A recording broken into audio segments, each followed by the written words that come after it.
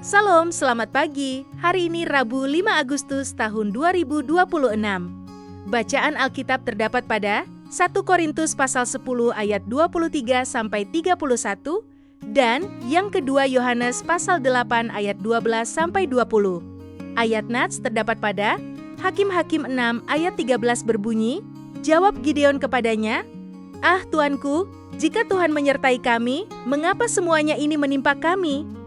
Dan yang kedua, 1 Petrus 1 ayat 6-7 berbunyi, bergembiralah akan hal itu, sekalipun sekarang ini kamu seketika harus berduka cita oleh berbagai-bagai pencobaan. Maksud semuanya itu ialah untuk membuktikan kemurnian imanmu, yang jauh lebih tinggi nilainya daripada emas yang fana. Renungan berjudul, Maksud Cobaan Hidup. Banyak orang percaya ketika mengalami pergumulan yang begitu berat, mulai mempertanyakan kasih dan penyertaan Tuhan dalam hidupnya. Mengapa ini terjadi? Di mana Tuhan? Bukankah Tuhan beserta dengan kita? Pertanyaan-pertanyaan seperti ini sering muncul ketika keadaan tidak sesuai dengan harapan. Gideon pun pernah mengalami pergumulan yang sama. Ia melihat bangsa Israel menderita di bawah penindasan bangsa Midian dan merasa seolah Tuhan telah meninggalkan mereka. Dalam keadaan penuh ketakutan dan tekanan itu, Gideon mulai meragukan penyertaan Tuhan. Ia berkata, "Jika Tuhan menyertai kami, mengapa semuanya ini menimpa kami?" Kita bersyukur kepada Tuhan karena melalui firman-Nya dalam surat 1 Petrus 1 ayat 6-7, Tuhan memberikan pengertian yang begitu penting bahwa ada maksud Tuhan di balik setiap pergumulan dan pencobaan yang dialami umat-Nya. Melalui pergumulan dan cobaan hidup yang berat, Tuhan hendak memurnikan iman umat-Nya seperti emas dimurnikan oleh api. Emas yang asli akan tetap bertahan setelah melewati panasnya api.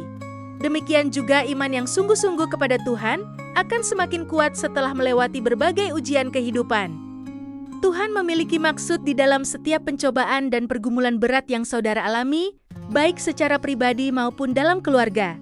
Pergumulan dan pencobaan seringkali membawa kita semakin dekat kepada Tuhan, mengenal Dia lebih dalam, memahami kehendak-Nya, belajar bergantung sepenuhnya kepadanya, serta membentuk karakter kita agar semakin serupa dengan Kristus.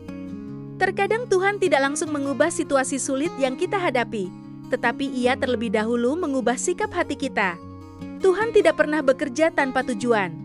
Apa yang terasa menyakitkan hari ini dapat menjadi alat Tuhan untuk membangun iman, membentuk karakter, bahkan memakai diri kita, hidup kita sebagai alat untuk menyatakan kemuliaan-Nya.